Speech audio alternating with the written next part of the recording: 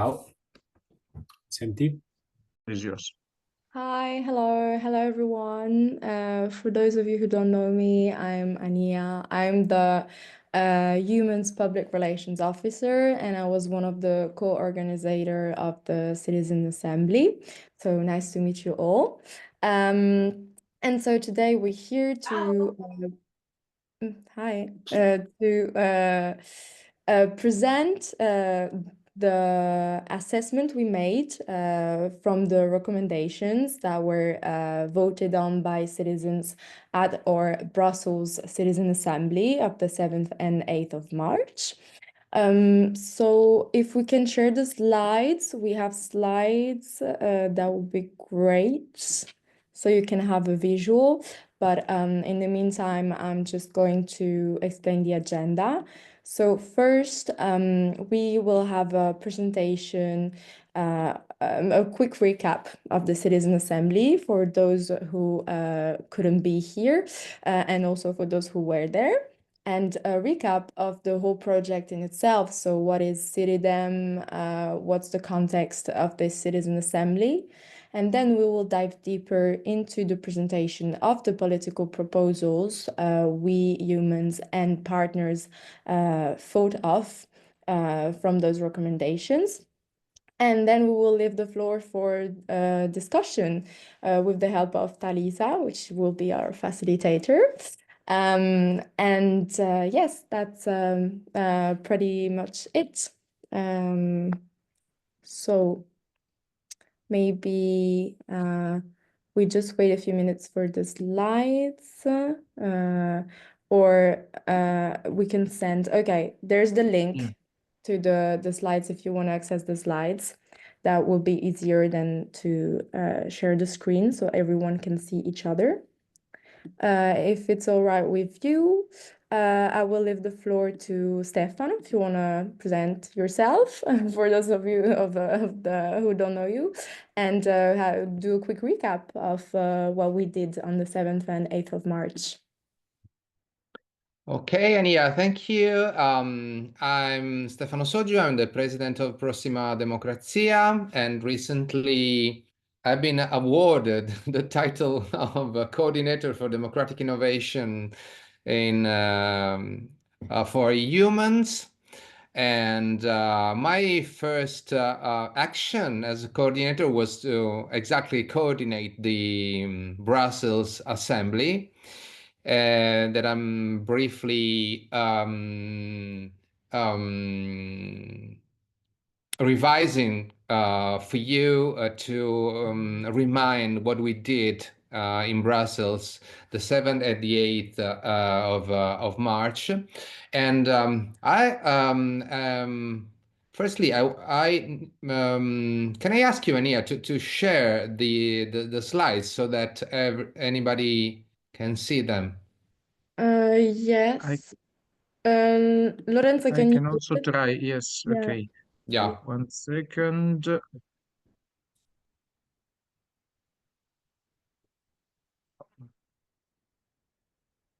Okay. Can you see them now? Yeah. We can start from the first one. Yes. Okay, so the main topic of the assembly was this one. How can we boost democratic innovation in the European Union? So our aim was to try and understand what can be the best ways to mix and match different democratic tools to implement democratic innovation. Can you pass to the third slide, please? Thank you. So the Assembly mandate was about how to design and support democratic processes, combining different democratic tools in a systemic, in other words, in an ecosystem way. And the tools are deliberative with the citizens' assemblies, participatory with participatory processes, advocacy of causes, campaigns, conflicts, And representative, obviously, the election, the elected, the parliaments, the councils, direct by referenda and European citizens initiatives and digital platforms and apps. So how to mix and match these different tools to develop an innovative way to do democracy. And to whom was directed all this, all our recommendations? Can you pass? Yeah. And the recommendations are meant to be directed to a civil society organization to advocate for democratic innovation, to design processes, to implement democratic innovation, and to institutions that are meant to support, to facilitate, to fund democratic innovation. And so our work was divided in three main parts. The first one was the plenary, and we have some pictures after in the following slides. Please. Okay, this was the plenary where we gave instruction. Then we had two experts panels. The first one was mainly based on academic speeches, and the second one was based on civil society organization relations and also speeches. And the third part was the working group, where the working groups, and we have Talisa here that facilitated one.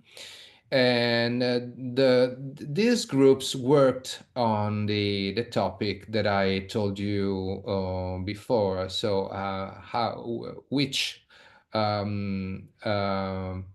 could be the best way, the best tools, the best way to combine different democratic tools to develop an innovative way to do democracy, and how for the institution to best support those processes. And that's all. As a result, we had 10 recommendations. The next slide, please. 10 recommendations that can be also summarized in 4 main topics. I mean, the mandatory civic EU education, more transparency and feedback from the EU institution to citizens on EU democratic processes, the democracy hub, so how to enhance participation in a representative democracy through technological innovation, and last but not least, obviously, decentralizing democracy and enhancing civic participation through citizens' assemblies all over Europe at all levels, from local to European. So that's all, and I think Ania would like to tell us something more about the 10 recommendations. So Ania, the floor is yours, and then we are going to discuss a bit about the recommendations. Thank you, Stefano.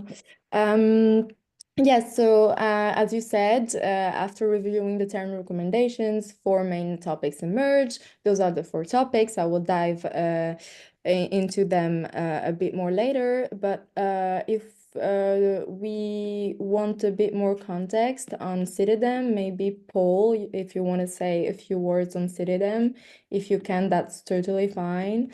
We can also put the link to the Citidem website and share the blog. I know you're traveling.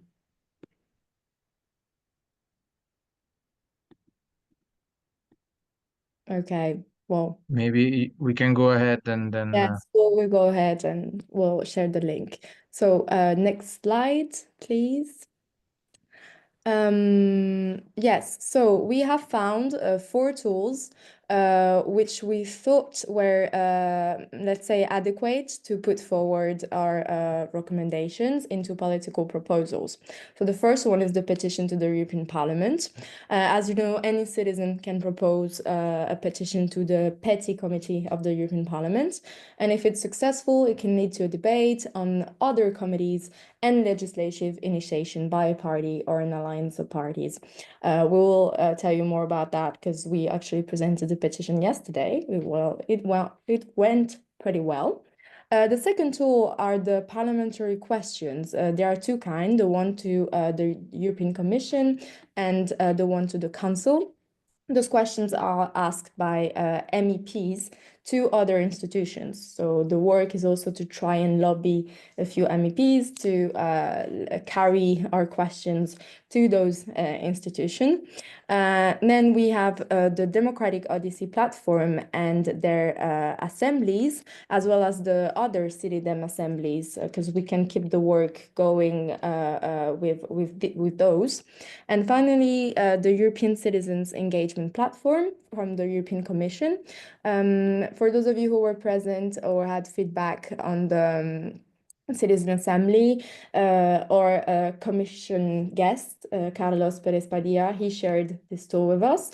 And it's actually very interesting because they open a few discussion panels for citizens on issues. And the one they have going on right now is the one on the next budget of the European Union, the MFF. And so an idea could be to present some recommendations through this channel as well. Next slide. Thank you. So now the political proposals. So first we will start with mandatory civic education. This was a very dear topic to a lot of citizens and for us as well, of course. So the main idea was to include EU civic education in national curricula across EU member states. And so, but two things. First, this is something that is already being done in a few countries, and there is an already existing civic EU package. Of course, it doesn't include what we wanted to promote. That is why we thought of not only maybe doing a petition, but also a parliamentary questions to the European Commission to ask exactly that. The question is the second one, the second part that you see in the second. No, it's the same slide. So what measures is the European Commission taking to ensure the broad dissemination and effective implementation of the civic education package among teachers and schools across the EU? And additionally, what steps are being taken to support educators in integrating this package into their teaching practices? So this is an idea to assess civic EU education. Other slides. This one is on more transparency and feedback from the institutions to citizens on EU democratic processes. So this was also the main topic of the Citizen Assembly, of course. And well, what we are asking is pretty much asking the EU to communicate more on their decisions.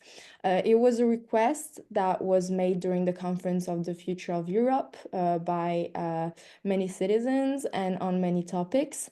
So what we thought is that, of course, we can make it a petition, but we can also make it a parliamentary questions to the Council, because what emerged is that there is a problem of communication.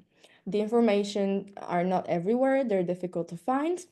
And so what we thought is that what are the countries, what are the member states doing to diffuse European information to citizens?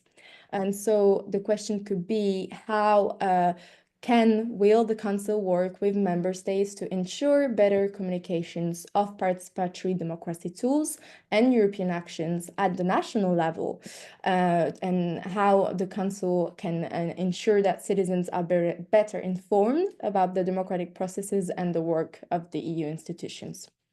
That is what we found. Then the other slide, we can switch to the third topic.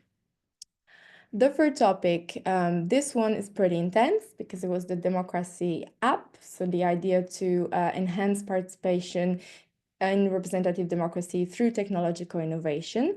We are actually running a campaign on civic artificial intelligence, which is inspired by the recommendations of the Citizen Assembly. Yesterday, our activist Francesco Vecchi presented. He's in the chat in the meeting with us. He presented this petition that we have to the Petty Committee. It went well. And so we are actually working on this topic, and there is a working group as well on civic artificial intelligence. If you're interested, it is open to discussion. You can join the group. During the discussion, you can also ask questions, and I'm sure Francesco will be super happy to answer all of your questions on that. Next slide. The last topic is the famous topic of decentralizing democracy and enhancing civic participation through citizens' assemblies all over Europe. So this was part of, I think, 3 or 4 recommendations during our citizen assembly. And the idea is to address the gap between local and international governance levels. So obviously, it's a very difficult thing for the EU to do alone. And that's why we think that actually for this, the 4 tools that we've presented are adequate. And this is something that we are doing right now. This is something that CSOs should keep doing, citizens should keep doing. And because we want to encourage member states to organize citizen assemblies on different topics and at different level of governance. And maybe also through the EU communication channel. So, for example, the citizens panel, we could ask as citizens a budgetary line in the next MFF to strengthen democracy and to include those local citizen assemblies all over Europe. Yes, we can switch to the next slide. I'm pretty much done with the presentation. For the discussion, so we have Talisa, who's the facilitator. So I will leave the floor to you, Talisa, if you want to explain your rules. And yes, if you have any question, then during the discussion, do not hesitate. Good evening, everyone, and thank you for joining tonight, and thank you, Ania, for the lovely introduction, to Stefano, Lorenzo, to everybody for setting up today's discussion. As already mentioned by Stefano at the very beginning, I was indeed one of the facilitators during the Citizen Assembly, so it's very nice for me to be back here and facilitate this second round of discussion. If we want to kind of go through what go through the lovely work that Ania and Eumans have done to go back to 4 main recommendations that are actually feasible and we can actually face and present to make it possible. Because it's always lovely to have discussion, but as we also mentioned during the Citizen Assembly, and I saw one familiar face during the discussion, Valentina, I think you were in my group, but it's very, very crucial that this discussion leads to something concrete so that we as citizens do not lose hope towards this kind of deliberative practices. Today's discussion will take around 40 minutes, and I just wanted to share a couple of very simple rules to make sure that the discussions go smoothly for everybody. And the first being, obviously, to try to be as straightforward as possible and to keep your intervention as direct as possible, just to make sure that everybody has their time to speak. Everybody's input is very valuable, and we want to hear from everybody here. So it would be very interesting to make sure that everybody has their time to enough time to share their point of view. There is a lot to discuss, and it's very interesting topics. So we want to make sure that it's a very lively discussion tonight. And also, since it's a Zoom call and they can be very messy, especially with the noise, so just a very logistical suggestion I have. If you want to take the floor, you can either just raise your hand like this and I will give you the floor to speak, or there's also a tool to raise your hand on Zoom. But if you're not familiar with that, again, use your hands and it can be and I can give you the floor 100%. So we make sure that we speak one by one and there's no overlapping of voices. Ania, if I'm not mistaken, you will be taking care of taking track of changes. Obviously, I will take notes. So if you see me looking down, it's because I'm taking notes of your lovely contribution. And just to check, does everybody have access to the PowerPoint? Do you have access to the proposal that Ania has presented? You can just do a thumbs up like this. Yes. Okay, that's great. So I suggest that we can start from the very first. We can just go through the four proposal, and although obviously it's an open discussion and you're highly encouraged to share whatever you feel about this proposal, I would like to structure it by simply asking you from the very beginning if you agree with the proposal that has been made. So very straightforward, if you agree or disagree. Secondly, if you agree, what kind of if there is any modification you would like to implement to make it better, or if you don't agree, what modification would you implement to change it? And lastly, if you agree also with the tool that has been designed to forward this proposal. So I would start with, would you prefer to have the PowerPoint presented in real time during the call, maybe? So we also have it. Yeah, Yes. okay. Lorenzo, would you? Yes, I can do this. I can Yeah. do this. Okay. Thank you. Just so that we all look at the same thing at the same time. So we'll wait for.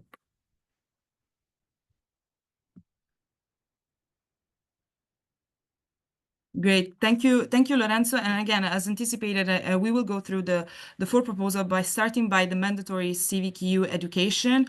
I will read it very briefly just to refresh your memory, but of course you have it in front of you, so make sure to read it carefully by yourself, because obviously it's a very crucial topic, and you want to go through also the political proposal. But the idea would be from the Assembly to make participatory democracy introduced early in primary and secondary school, and include EU civil education in national curricula across EU, and for civil society to organize student assembly. And the political proposal, you see it right there. So now the question is for you, do you agree with this recommendation, and do you agree with the political proposal that has been forward so far?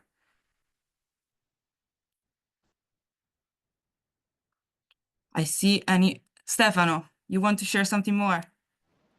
Yes, it's a very important proposal in my opinion, because having the for young people to know the European Union and its functioning is crucial to the next generation and the process of a more united union.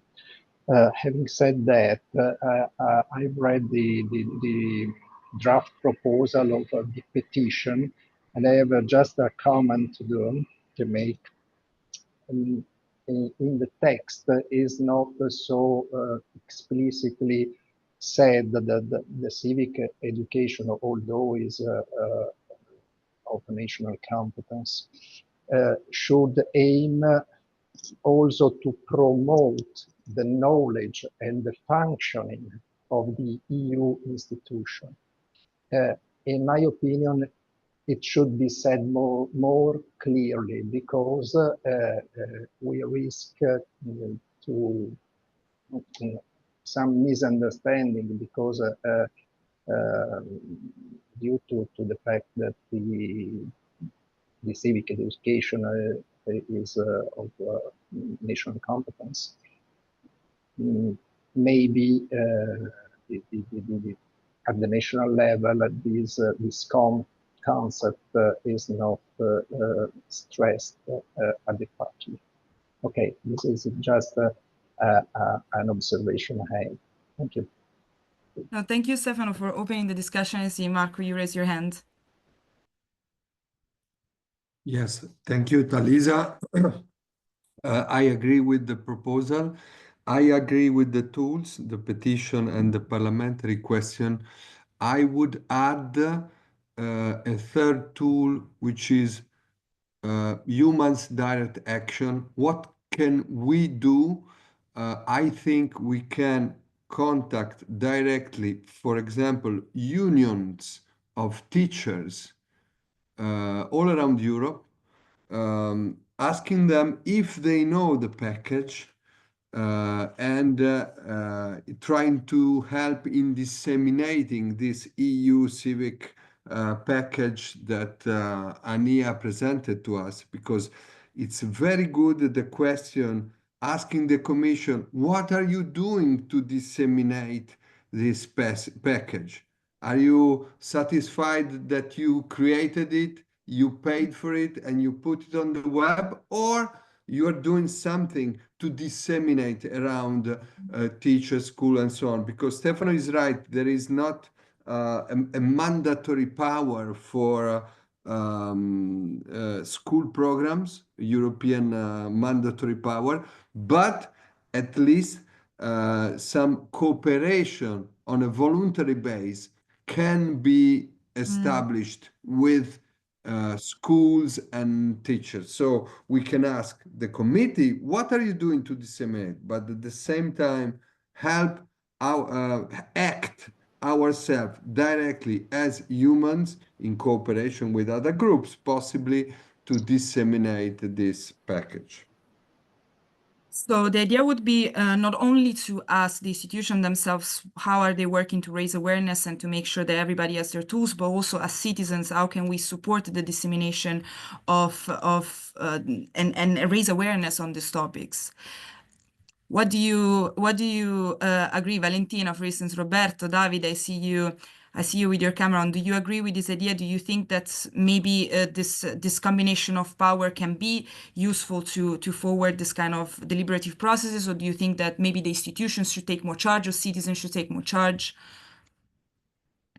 Yeah, well, in education is one of the areas, according to the Article 6 of the TFU, for which the European Union has a complementary legislation. So I think that we can stress that the European Union has indeed a role, can play a role in coordinating and EU curricula across EU member states. So it's important to stress that as well. No, indeed, Davide. And about the rest of the group, what do you think? You don't necessarily have, may I remind you, you don't have to necessarily link your answer to the to what has been said until now. You can even start from the beginning and just share your thought on the proposal. But indeed, if you want to also reply and interrupt one with the other, it's obviously very welcome, as it is a discussion at the end of the day. Valentina, Roberto, Chris, I'm calling names, but I'm not playing the teacher mode. Any other reaction that you want to share? Chris? Yes, hello, can you hear me? Yes. Yes, good. Yes, I think this is a very good proposal. It helps to improve awareness of what the European Union is about, and I think it's something that we do need to sort of publicize amongst the European Union, and to try and campaign, probably lobby our MEPs to get this moving. Thank you, Chris. And any reaction to what Chris has just shared, or anything that you want to add?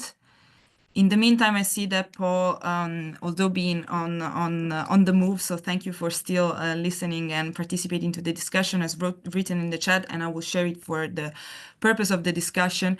Why do we not suggest a campaign or an open letter towards national Erasmus agencies to put pressures on the agencies to ask the European Commission for a specific education for Erasmus+, maybe also mobilizing the Erasmus Student Network, for instance?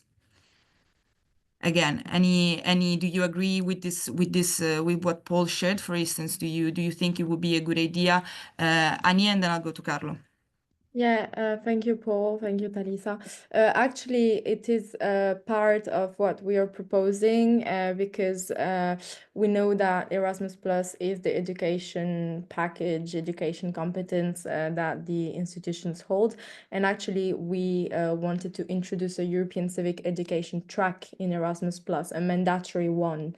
So we could do that by involving those agencies, as you suggested, So I will take note of that. Thank you.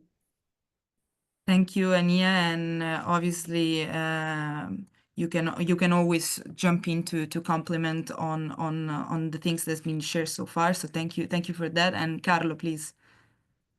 Yeah, hello everyone. And in general, I agree with the proposal. Specifically, I really agree with the Erasmus Plus point. I think this will be crucial, especially if it's done at, as also Paul suggested, 2 levels. So institutional levels, so introducing a track at the university. So maybe students will have some kind of courses along with their standard curricula, but also maybe this can be more impactful with involving the Erasmus networks, student networks, because usually they are quite disseminated through Europe, and there's a lot of young people which may be more really interested and involved in activism, and also they can contribute to facilitating student assemblies in university. So this can be a win-win. Yeah, thank you. Thank you, Carlo. And I'm also going back to, I don't see any other hands, so I will go also to those with the, oh, Marco, please. Sorry. I just want to say that what Carlo just said is is complementary to what I said about teachers. So teachers and students, and we can also go directly to them. We ask the European Union to do it, but we can also do it directly. And thank you, Marco. And I'm also going to some of the people that I see have their camera off, but maybe they want to share as well. Antonio, Andrea, Barbara, do you agree so far with what has been said? We've been talking a lot also about the first, how can we ourselves connect to this recommendation and do our part on this. So maybe you want to share your point of view and whether or not you agree with this action or not. Nothing. Thank Barbara. you, yes. Thank you, everybody, and hello. Well, I just wanted to say that this first point of a European civic education is, according to me, the most crucial among the 4, because I think it's very, very important to counter, well, first of all, a step back. It's very important to make a widespread knowledge of what the EU is, what it is doing, what its institutions mean for us, and do it, if we can start it from primary and secondary schools all over Europe. That would be great, a great help to counter fake news and political propaganda that is unfortunately affecting the narrative regarding the European Union. I can feel it here in Italy very, very much, but not only here.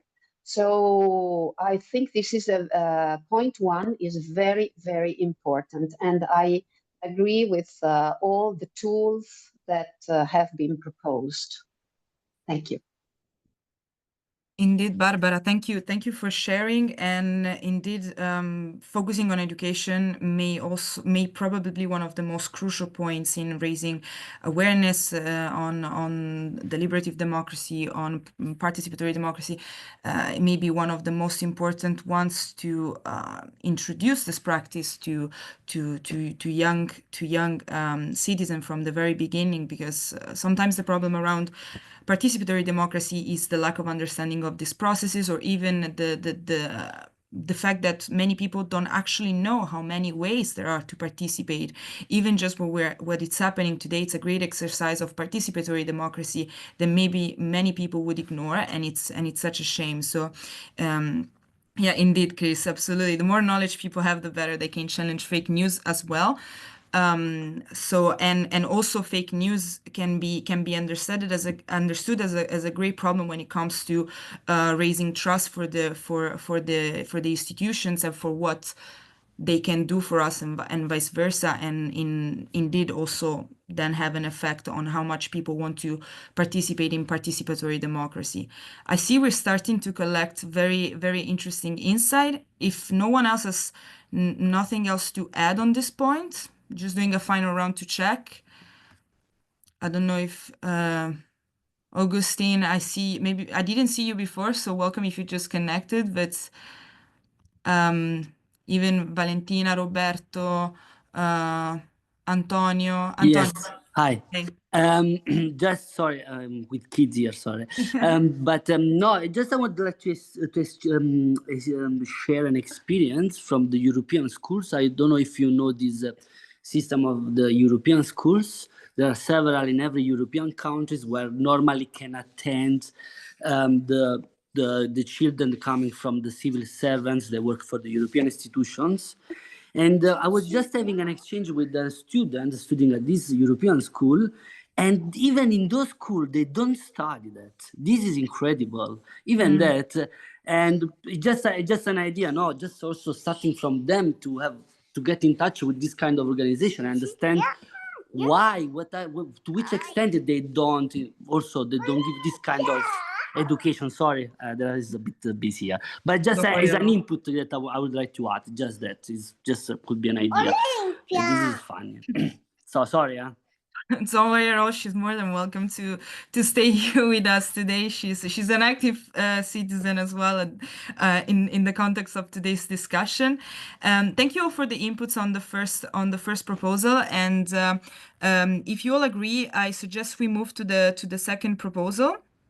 So Lorenzo, if you want to move to the next slide. Yes, I also want to add that we collected many feedback, so some of them could be relevant in integrating a bit this proposal with new suggestions. Indeed, and again, may I remind you that today's discussion, again, it's very useful for humans and for us to continue to fuel this proposal and to make them as relevant as possible, and also as near as possible to what citizens actually are asking. So this exercise, it's incredibly helpful, and it's very relevant to stay here and to listen to what you have to say about it. And on this note, we move to the second recommendation that we will go through today, which is about transparency. So more transparency and feedback from the institution to citizen on EU democratic processes. When we work at the Assembly, what came out is that it would be one of the proposals would have been to make EU decisional processes or EU tools more accessible for citizens, asking EU institution to communicate more on their decision and enforce mechanism to hold public officials responsible for their action. On this matter, the political proposal revolves around improving the transparency of responses to citizens' proposal, ensuring that when European citizen initiatives are rejected or considered, the European Parliament is allowed to provide clear and reasoned feedback. As I said for the previous proposal, the aim of the space is again to go through whether or not you agree with this proposal, or if you want to suggest any kind of modification, anything that you want to add to the proposal that maybe has been overlooked during the assembly or didn't came out during the assembly. And as usual, you can raise your hand like this or use the Zoom call.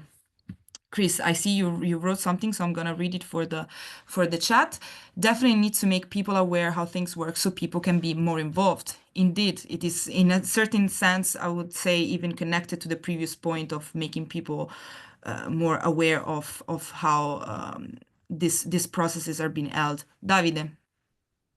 Yes, building on what Chris wrote, I think that it's important to have a platform where the law processes are explained, what's going on with the explanation, simplify the explanations. Right now, we do only have the EURLEX to access the EU law, which is very technical and hardly understandable by anyone who doesn't know how law works. So I think it's important to have something that's simplified, like a platform that can be easily accessible by everyone, and where we also have what's going on. So all the law proposals that are being discussed and that are explained in details, with also the positions from institutions, member states, and the members of parliament,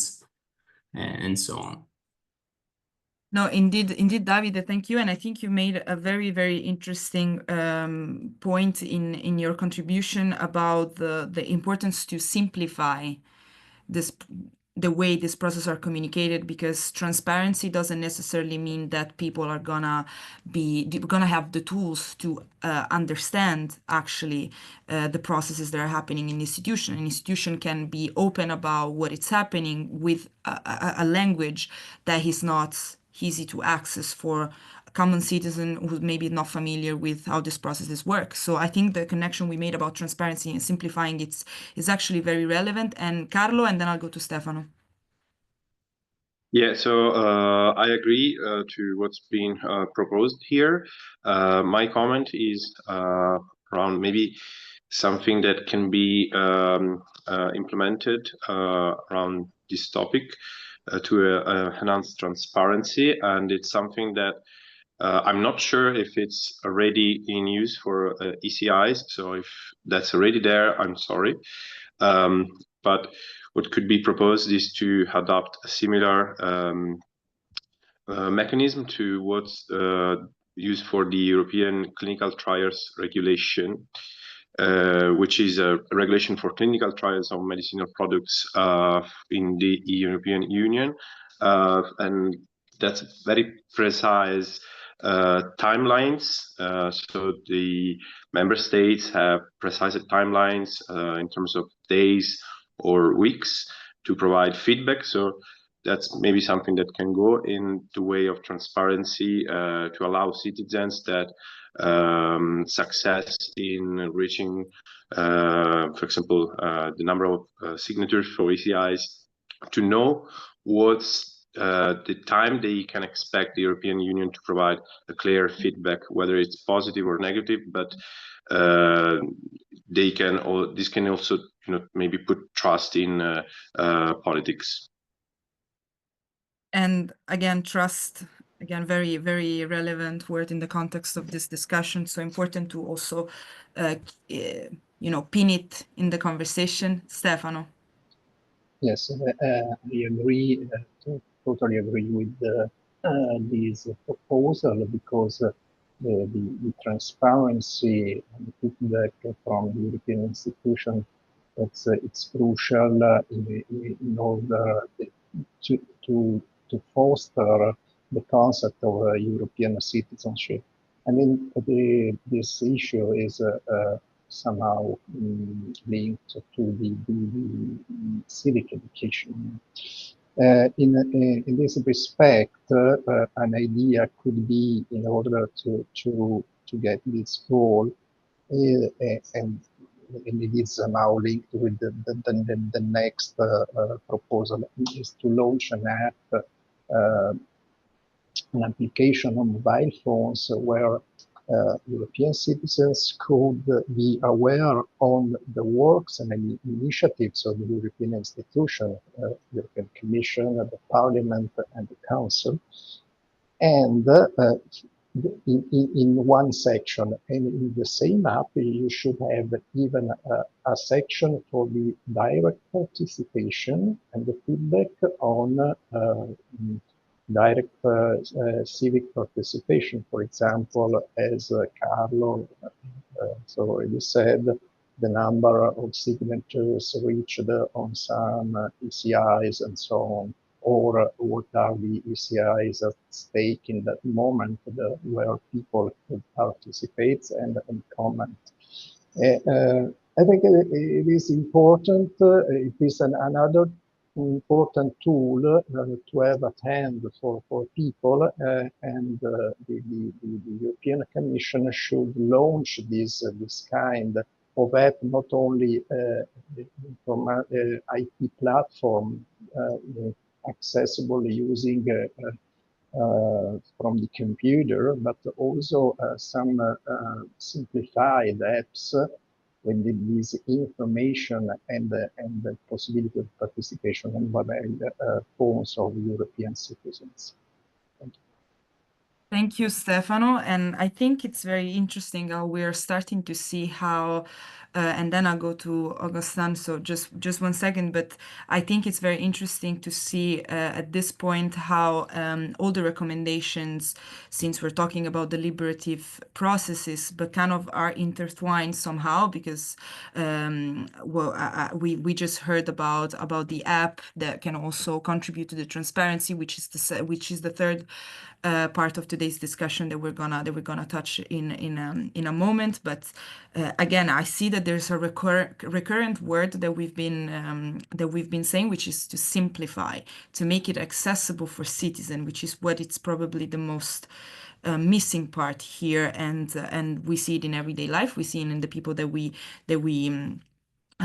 go out with. We see it in our families. People don't know this stuff, so we need to spread awareness. And we go back also to the first point what Marco also shared about people voluntarily also informing schools or presenting these packages that are accessible, a collective word to raise awareness and to make people more aware of the instruments they have to touch upon these issues that we're trying to process with the recommendation. Augustin, please. We cannot hear you, although you're unmuted, so. What about now? Oh, perfect. Great. Sorry, I've been jumping between different platforms today. No worries. It's good to see you all again, and thanks very much for organizing this. Very much appreciated. I have 2 very quick comments and then maybe 1 suggestion for this one. Yes. The first is that I guess many of you follow, for example, the Parliament on Instagram or whatever. I think it's not for lack of trying. Like, the institutions do seem to have some effort, right, with comms, and they try to explain maybe not the really technical parts of what they do, but there is some will that I can see to reach, you know, maybe younger demographics and to have some action there. Which leads me to the second point, which is maybe that I don't know about you, but at least around me, it's also a lack of interest, I think, from people. I mean, we have 24 hours in a day, and the EU maybe doesn't figure for more than 3 seconds of that day, right? In most people's lives, and the 20 people on this call at 7:51 p.m. on a Tuesday are probably in 0.1% of interest and engagement. So there, I think we also need to think about that. And maybe that leads me to my suggestion, which is I can only speak from the French perspective, sadly. That's my crime, but I guess other countries have similar things that we do. There's a site called Toute l'Europe, which is a joint venture between the Secretariat for General Affairs and the SNCF, weirdly. And it's a really nice site. I'll just paste the link for you, but it's very sort of, you know, educational and I would say lighter in tone, and it takes a very non-judgmental approach to EU things and tries to explain things with relation to current affairs as well, so that people have some kind of a link or interest to it. And when we ask the council, how will you do blah, blah, blah, I wonder if we can be a bit more concrete and give it, you know, some suggestion for what they could be doing or a best practice or what have you. Thanks very much. Thank you, Augustin. And I also see that Chris wrote a few minutes ago. So again, I will read it for you. And Chris wrote that I agree with the recommendation that we need to enforce good behavior amongst public officials because corruption must be eliminated. And this is also obviously a very strong argument in contact with the issues around transparency. And Augustin, thank you so much for jumping in and for sharing your point. I also think it's a very relevant point, the one around the people not having time, so making deliberative processes again accessible for people to participate, also given the occurrences of everyday life. And anyone else want to share something? I see again Valentina, Andrea. Antonio, maybe if you want to share something more, Demila, Barbara. I have the Zoom vision on vertical, so I do not see everybody at the same time. So I'm calling like a teacher, but don't feel intimidated. Hello, Barbara. Barbara, speaking. hi. Yes, just Yes. one question. When Augustin was speaking, I'm not sure I grabbed his suggestion, but in a way, I thought about a special European channel on TV or on social media. Maybe it's already existing, and I am not aware of that. But it would be interesting to have a 24-hour channel talking about the European Union, what it is doing in a nice way, of course, in a very engaging way. And so when you are doing your zapping from one channel to another, you catch also this channel, and you start listening, and you start getting maybe involved. Maybe it's a suggestion from a boomer. I don't know, but that's a suggestion anyway. There's no such a thing as a boomer suggestion, but but thank you a lot, Barbara. Indeed, there's various way on the media, and then I'll go to Andrea very quickly, and also if Augustin wants to react. But what we're speaking today specifically, so just to bring back to the focus of today's this point of the conversation, he's linked to how can we receive feedback from, for instance, citizen proposal, a European citizen initiative, and all of that. So although obviously there's a matter of transparency and about the institution processes that needs to be tackled, I would also like to hear now for a few minutes before we move to the third point, on how do you think we can improve transparency response on citizen proposal, and ensuring that when a European citizen initiative is rejected or considered, what's the feedback around it? But I'll go to Andrea first. Okay, so maybe it's not pertinent because I was trying No, to please go. answer. That's why I said, but we'll go to Andrea first, and then we'll tackle that. Okay. No, I see that creating a channel, a 24-hour channel, it's pretty difficult, and also I don't think many people could follow that. But maybe like I don't know if there exist podcasts on EU on the function of the EU. Maybe that will increase the EU citizens' knowledge on the topic, but yeah, it doesn't really fit the proposal. Marco. I know that there are many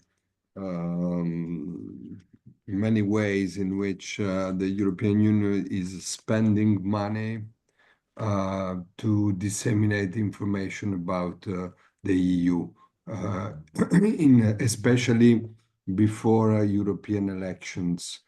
I think that we are proposing something different in a way. We are proposing not just like EU propaganda, no, in favor of how nice the European Union is, but I think that what is coming from the Citizens Assembly was more on how to inform the people, the citizens, of their own power toward the EU, which is not the same thing. And I will stress this difference. And given the fact that I have the floor, I would add that it would be probably a smart thing to do to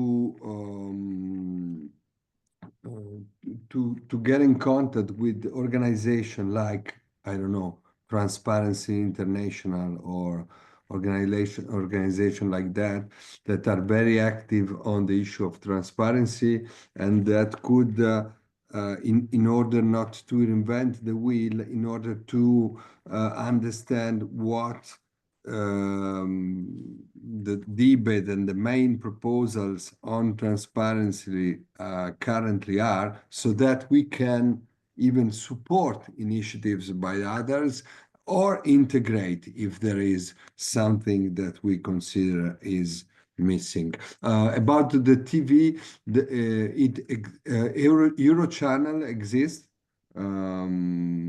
Is a partly private, partly public project. I don't know the detail of how it's funded, but we could maybe study this, how is conceived this channel, how is structured. Indeed, Marco, and this is why I was reading again the political proposal, because although it's always very interesting to hear more way of making people more not only engaged but informed on the transparency and to make processes more transparent, what we're really talking about here is about how to receive feedback. How can we make sure that citizen initiatives are actually taken into consideration and we receive a commentary from them on the reason behind either this proposal being allowed or not. And with this, I go to Andrea and then Lorenzo. Yes, to stay more on the topic, I think that in fact the site, for example, of the European Commission is very transparent, but at least if you compare it to the Italian sites.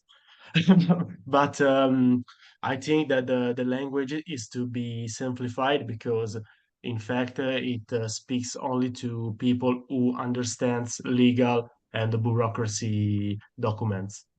So this is my view on that.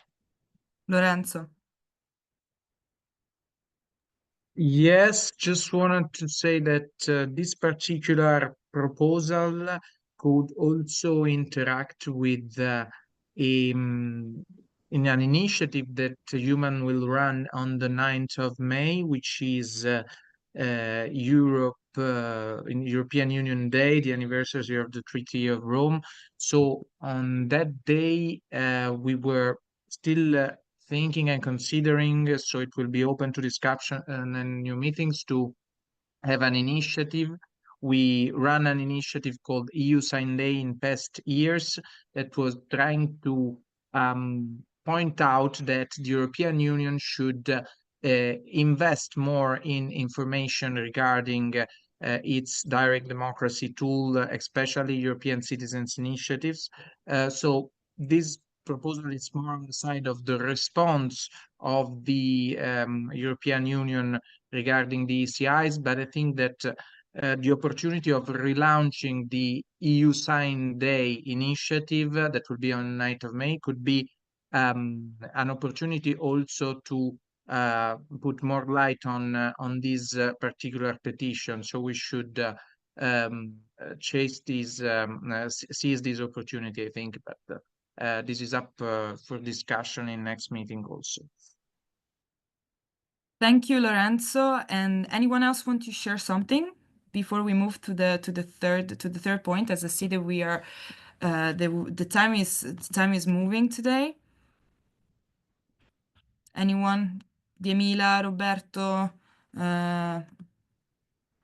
Valentina again. Sorry, I just want to make sure that you are all aware that whenever you want, you can just take the floor and share your point of view. So if no one else has nothing to add, I suggest we move to the third point for today. So Lorenzo, if you want to, yes, thank you so much. And again, we had a very lovely presentation from Ania on this topic, because the democracy app to enhance participation in representative democracy through technological innovation is actually being being enacted by Eumans, which is running a campaign on civic artificial intelligence, widely inspired by the recommendation of the Citizen Assembly. But again, we've talked about the app already a few times, it's been mentioned a few times. So it's definitely something that has been of great interest of the participants, but I would like still to see if anyone has more to share, more to say on this topic. If you want to add something, if you have if you agree with what has been said and presented so far and what you see in the presentation, or if maybe if you want to give your feedback, if you think that there's other things that should be implemented. So if anyone want to say something, or maybe if Ania, please. Yes, I was gonna say maybe if Francesco, Lorenzo, Marco want to go deeper into the campaign, and if any of you have actually questions on what we are actually doing, on what happened yesterday at the Parliament, please do not hesitate. Yeah, sure. I think that I have to start and explain something more. So, as you know, during the assembly, we discussed about the democracy app, and most of the proposals that were advanced during the assembly have been integrated in the text that we presented to the European Parliament yesterday to support our petition on civic UAI. I know that democracy app and civic UAI are not necessarily completely overlapping, but actually the idea that Marco and I shared with also the other activists, there are relevant fields of overlapping between the two initiatives. Therefore, but Marco, also feel free to step in if you deem it relevant. We decided to move the political initiative more towards the civic artificial intelligence campaign, given that, of course, the petition was successfully presented to the Parliament. We received the support of all parliamentary groups that spoke during the discussion. And as you can see on the slide, the petition will be forwarded to the ITRE committee, who will discuss more in depth its major stakes. Especially the ITRE committee is the committee dedicated to tech and digital policy. So this means that they will have an in-depth analysis of the technological parts of it, of the petition. Second, as you can see there, we set up more than a month ago a working group on civic AI, gathering both experts and activists through the communication activities that we did for yesterday and also for the post-event communication. So these are activities that will take place tomorrow or in the following days. We expect to receive even more support by activists and more interest. And the aim of this working group is not only to outline the political strategy and the next political initiatives, but most importantly also to understand who can do what, and also how much support do we have and how much we can externalize to activists our specific tasks and initiatives. Among the potential political initiatives we're considering, there are, as we outlined in the slide, some public consultations. The first is the multi-annual financial framework one. It closes at the end of May, and everyone can actually submit a proposal to dedicate part of the budget to specific projects. And of course, in this sense, we would like to submit a proposal for dedicating a budget to developing AI for citizens. But then again, tomorrow, there will be the launch of the AI Continent Action Plan by the European Commission. Yesterday, we had the chance to talk with the person representing DG Connect, and she gave us some really interesting insights on what this AI Continent Action Plan will entail, and also what will be the room for humans to act with our tools within this specific public consultation. Then there will be others integrated in the competitive compass of the European Commission, like the Invest AI plan and others. Besides that, other activists already developed a pilot project preparatory action to be submitted to the European Parliament. This has already been mentioned in the presentation of the petition. We are considering organizing a People's Assembly to gather people and ideas there is a widespread tech community all over Europe working on these topics, and we would like to engage with all of them. And finally, we are also considering European funding programs. I mean, the most famous ones are for sure SERV and Horizon, but there is also Plato 1 and 2 dedicated to digital democracy, to fund and finance events or initiatives led by Eumans that can be, I mean, if there are events that can be turned into political initiatives. So as you see, there are a lot of projects going on. This is the reason why we decided to move the recommendations from the Citizens Assembly towards this wider campaign, because we do believe that there is already room enough for integrating whatever was recommended by the citizens in the several projects we will probably run in the next few months. But of course, we are open to any feedback, any suggestion, any question and doubt, because at the end of the day, this goes a bit further from what the citizens recommended during the assembly.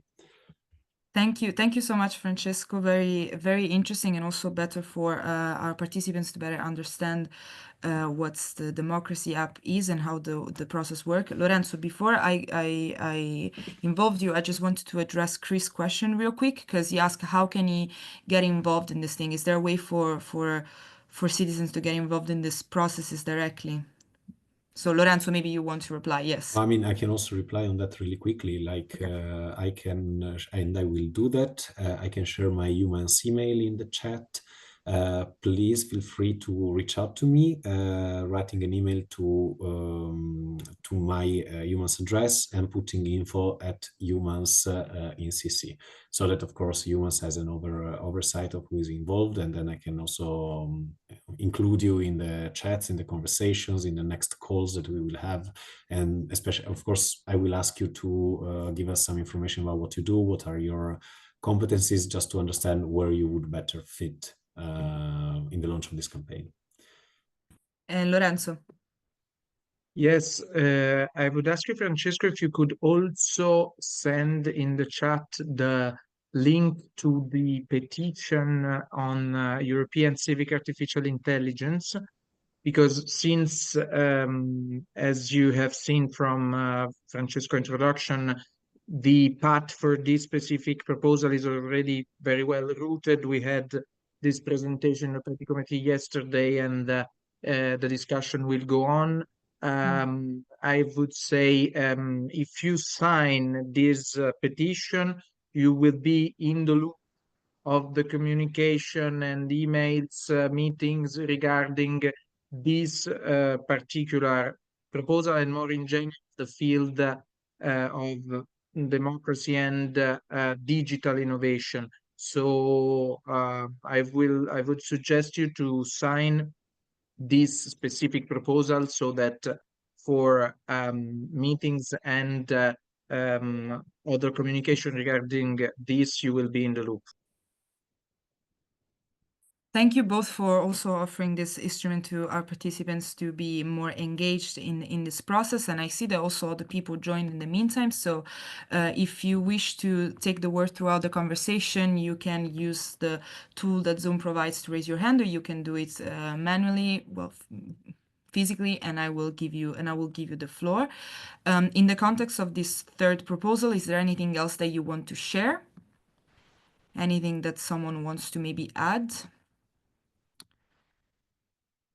Okay, so since we're moving towards the end of today's discussion, I suggest we move to the last recommendations for today.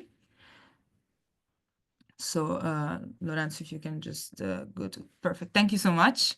And our last point is about decentralizing democracy and enhancing civic participation through citizen assemblies all over Europe, because through the assemblies, we recognize that citizens want to address the gap between local and international governance levels and democratize citizen engagement through compulsory soft-binding mechanism such as reimbursement, bank day off. We were talking about people not having free time to participate in the deliberative processes, so this perfectly touched upon that point, and multiply citizen assembly in Europe. And the political proposal it's to ask to encourage member states to organize citizen assembly on European topics, supported incentivize national governments and regional entities in enhancing citizen assemblies by providing guidance, ensure that recommendations from national citizen assembly on European topics are taken seriously by member states. Also, if you want, connecting to the previous point about giving feedbacks, adopt to ensure the accessibility of citizen assembly through mechanisms such as financial incentives, reimbursement of bank day off to promote inclusive participation. So asking, for instance, for a budgetary line to strengthen democracy among which participatory democracy in member states. Anyone wants to jump in first and give me their first reactions to this last point that we want to discuss today? Do you agree? Do you disagree with this point? Do you want to even just, give your personal reaction and say, yes, I do think that it would be useful because, for instance, I don't have time to take part in deliberative processes.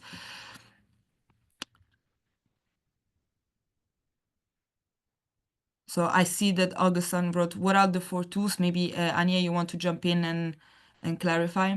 Yes, so at the beginning of the meeting, I presented 4 tools that for citizen participation tools at European level that we found that could be useful for us to put our recommendations forward. So we have the petitions to the European Parliament, the parliamentary questions to the Council and the European Commission, the other citizen assemblies that are being organized through the Democratic Odyssey and through Citidem, and the Citizens Panel Forum of the European Commission, where we as citizens can put forward recommendations that could then be included, debated by the European Commission on specific topics.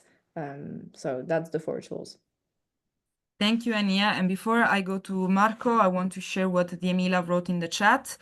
First of all, don't worry about the microphone. We understand, but she wrote, I think it's important to set up at the local level in every municipality a Euro info point where citizens, whatever their rural or their urban level, could have visibility of Europe, programs, info meetings, which MEP or other EU officials, way to involved, way to find EU funds, etc., plus a EU councillor in each municipality. And Yes. Marco, I hear someone who, yeah. Does it work? Yes, you Okay, can okay. hear. So it was a micro, but also the camera. Yeah, Yes. but okay, you have summarized my thinking. Yeah, I think we need the proximity, really, between the citizen and the EU world. There is no visibility of the European Union, the European programs, etc., at the most local level, everywhere on the territory. Of course, in the big city, for example, in Paris, you have Maison de l'Europe of Paris. And I know that in each very big city in France, Marseille, another one, Bordeaux, Rennes, and so I know also in Italy and other countries, there is this Maison de l'Europe de Paris. But it's in the big cities. But if we could imagine everywhere where there is a municipality, there will be a EU info point inside the municipality with all the info, etc., on the programs, on the funds, etc., and also a councillor of the municipality specifically dedicated to the EU questions. And so there will be more visibility of the European Union policies, etc., and link, with the citizens. Voilà, merci. Thank you, Demila, and Marco, and then I'll go to Lorenzo. First of all, I react that this Jamila proposal is very good, and I think that the European Union could ask for cooperation with national local authority, because the European Union already has some info point in the major city, as Jamila was reminding, but I don't think that the European Union could afford to have info point in very small city and villages. What the European Union could do is to send material, documentation, Yeah. so on, in this very even small municipalities, so they can handle it. And a step even forward would be if there would be the possibility to collect signatures on, for example, on European Citizens Initiative in municipalities, Yeah. in public offices. Yeah. Because, for example, in Italy, if you want to sign a referendum or a national ballot, you can do it in the municipality if the promoting committee send the document to the municipality. You can go to the municipality even in small villages and sign it. So we could propose agreement between the European Union and nation state to allow partnership in order to have EU documentation and even EU Money. participatory tools, Yeah. signing them in smaller municipalities. So Yeah. I think is a very good idea. Yeah. I raised my hand on another issue, that is this budgetary participatory tool launched by the Commission. I think it would be very useful if some of us can study this tool a little bit. I didn't do it. I didn't get through the link and to participate, because we could make some proposal not only on civic participation, but also on other Eumans proposal. For example, we are proposing stop EU funds for intensive farming. So we could cooperate and we could participate in this platform, making our budgetary proposal on civic participation and also on other Eumans proposal. But it would be important to have someone of us studying how the mechanism work, and maybe we could convene a dedicated meeting to the budget. How can we participate and how can we make sensible and meaningful proposal to the multi-annual framework budget. And Lorenzo, before I move to you, I see that Chris and Demila are sharing some other Yeah. stuff in the chat. So I will just brief, or maybe Demila, if you want to Yeah. directly. Just to underline, totally agree with Marco. What did you say? I was thinking that they could also give some subvention, to help to set up this EU info point, if I can say, in the municipality. But the other point is the committee of the region. Of course, we are always talking about the main EU institution, the Parliament and the Council and the Commission, but there is also the committee of the region, and the representative there are the members, a politician who are the most near the citizen, I mean at the local level. And they have set up a project called EU Councillor. I don't think it's finished, but it's a good experience because they have made a network between this EU Councillor, which means a member of the municipality which is dedicated, not only, but dedicated to the EU issues, and make a lot of activities at the local level to inform and to sensibilize the citizens on the EU affairs. So I think it could be also important to have the link with them. Thank you, Demila. And Lorenzo, sorry again, just briefly before I give you the floor, I see that Chris asked something in the chat, so maybe you want to address it directly with him in the chat, so that we Lorenzo can share what he wants to share, and we can move towards the end of the discussion. As I see that it's almost 8:30. So Lorenzo, please. And maybe after you yes, can yes. answer, please.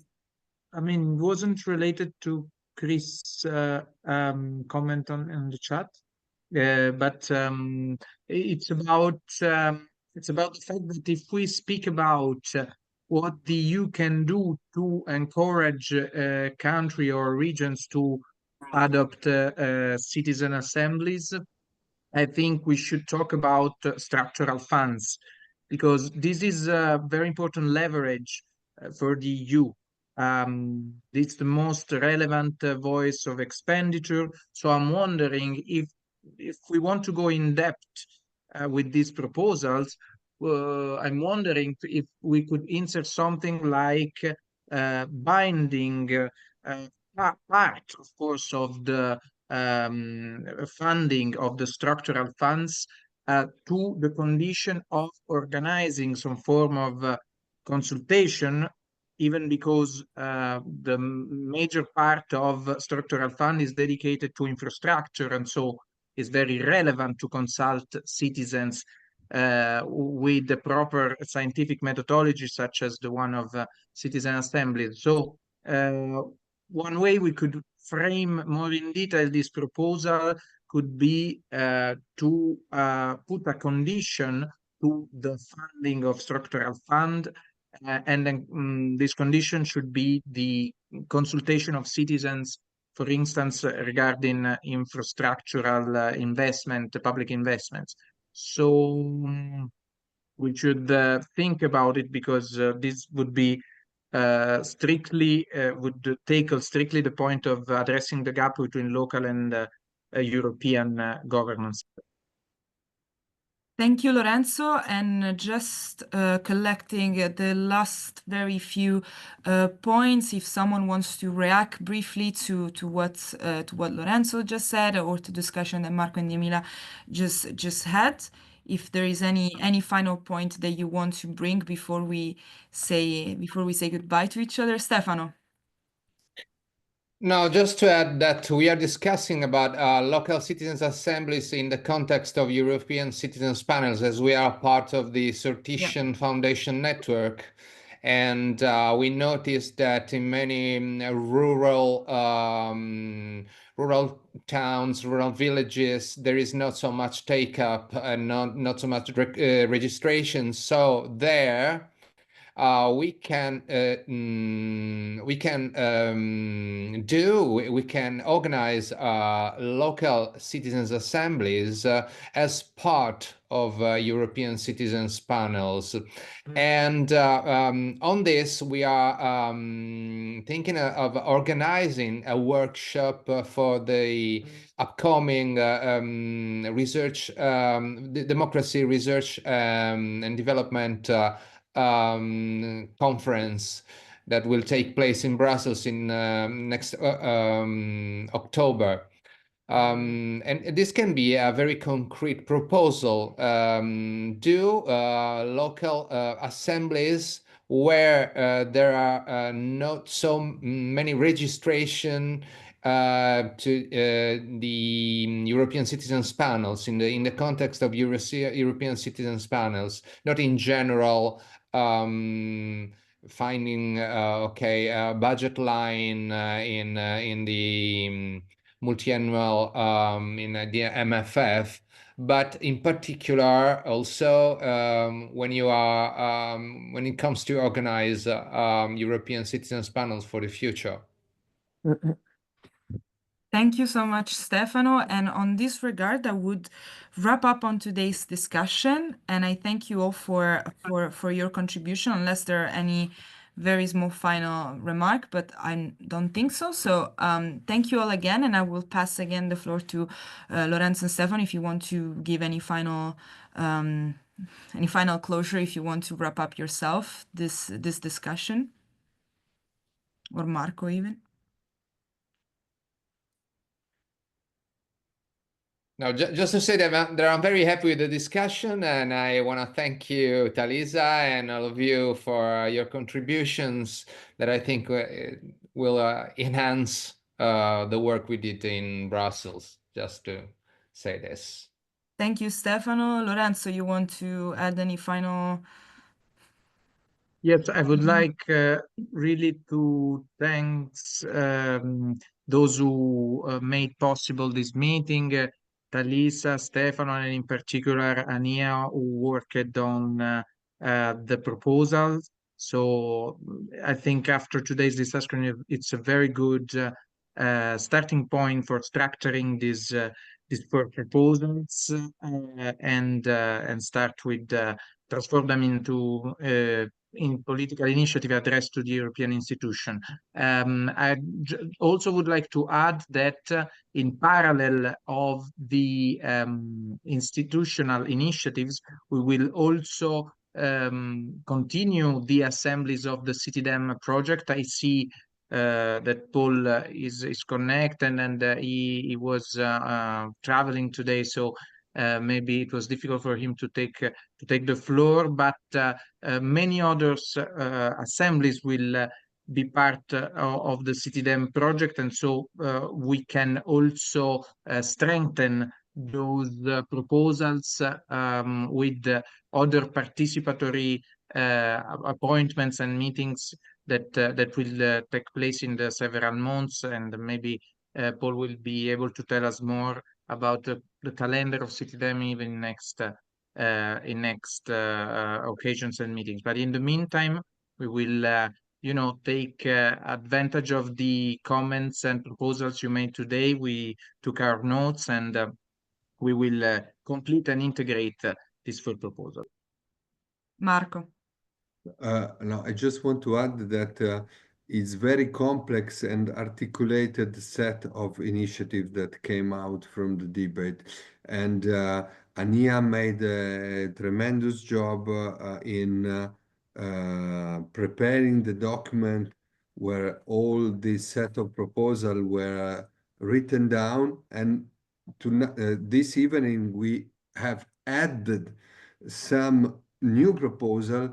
But at the same time, I think that we can carry on if those of you who attended the meeting could take care of at least of some of the proposals. So I think that as an outcome, Ania could, of course, update the document, inserting the proposal that came out tonight. But at the same time, it would be very important if some of you may be taking care of the initiative that you supported the most, help in transforming them in a political initiative. And a final thank to Talisa, because I think that if I compare with the previous meeting of Eumans, I think your presence was your action more than presence was very important in involving all of us in the discussion, usually in a more frontal way of speaking. Not so many proposals came out and interaction came out from the debate, so I think it's very important innovation for our debate. Thank you. Well, thank you to you for having me and for asking me to join you today. And hopefully this is just the first of many other discussion that we're gonna continue this way. And I don't know if Lorenzo, Ania, anyone else has nothing, or otherwise we can wrap up on today's discussion. And I thank you all again for joining and for being here tonight, and for sharing your inputs. And I wish you all a lovely night. Thank you. Thank you. Bye. Ciao, grazie. Thank you. Bye. Bye. Bye. Bye. Bye. Ciao.